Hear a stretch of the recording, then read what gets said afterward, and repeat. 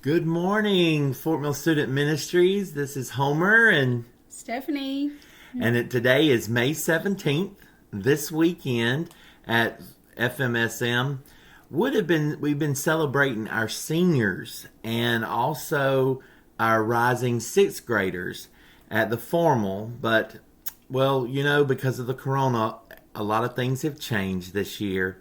And although this is not how we planned it, we want to tell the class of 2020, congratulations, that you're blessed and God has great plans for you. And we also are so excited to welcome our middle schoolers that are moving up to sixth grade. We look forward to seeing you really soon. That's right. Sometimes these days bleed into each other, and our families may struggle to understand why this is happening. The times that we are in right now are not typical, and our families may not be so normal. This week is week 2 of our series about atypical families. So let's share a little bit about our family. I grew up with 2 parents, and I had a younger brother. Homer had 2 parents and 2 older sisters. We have 1 son, and he will be 14 in June. You may belong to a single parent family. You may be being raised by a grandparent. You may have stepfather, stepmothers. You may have step siblings. Your families may look very different. There are a lot of ways that our families are different, but we all have disagreements at times. And when it comes to families, who is really to say what a typical family really is? Sometimes we let others define and give us definition or their views of what families really are. But if you'll remember, Pastor Stephen told us last week that no matter what kind of family that you were in, that you came from, there no family is typical. What if God is calling your family to be even more atypical?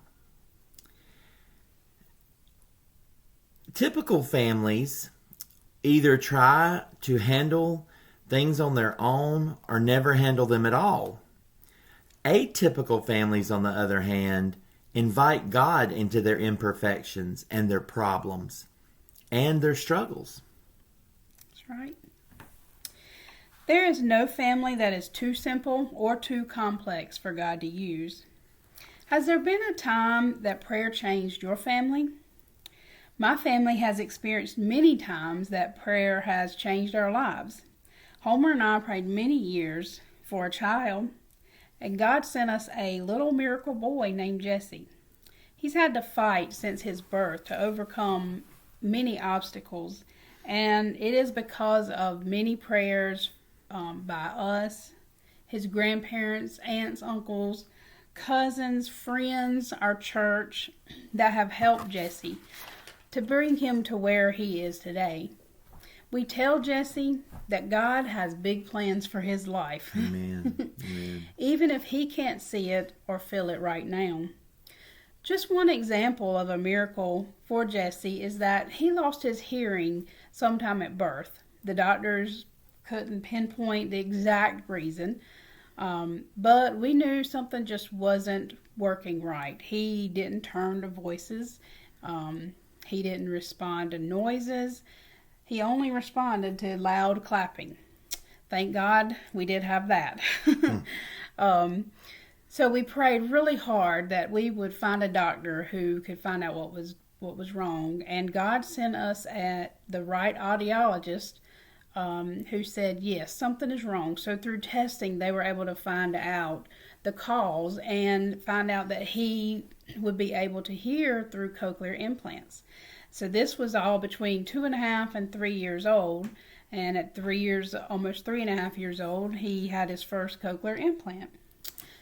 So with both of the implants, he is able to hear now, just like Homer and I and you. So thank God for technology.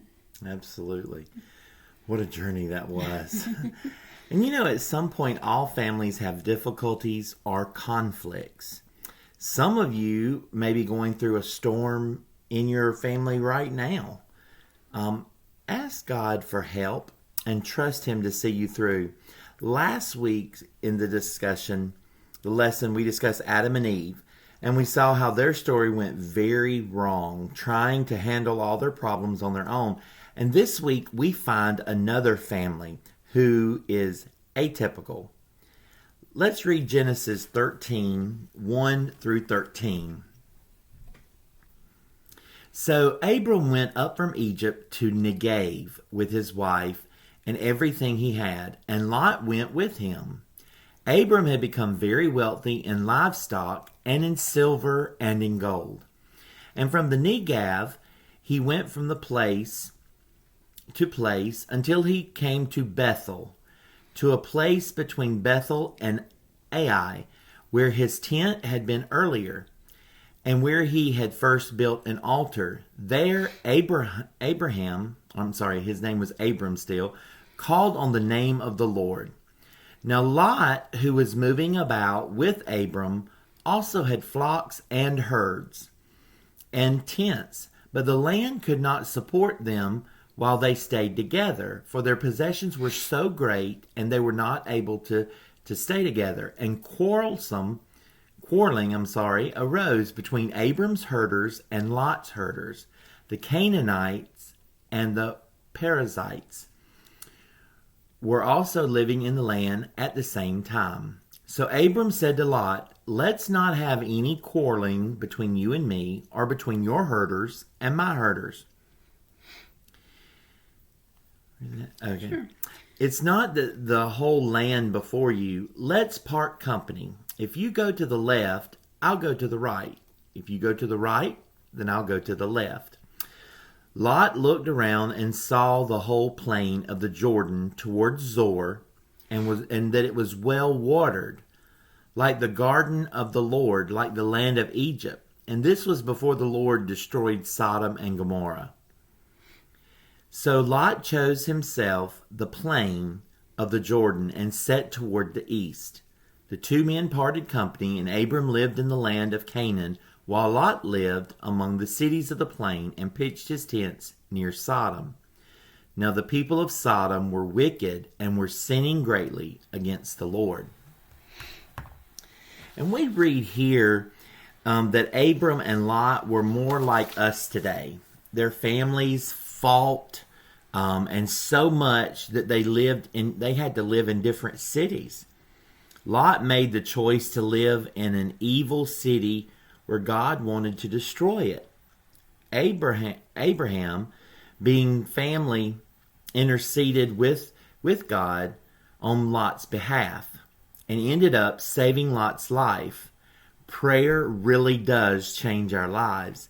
And it's kind of amazing when you think about that he even let Lot choose which land that he wanted. Yeah. Because I believe Abraham knew that God was going to provide for him, even if he had the roughest part of land.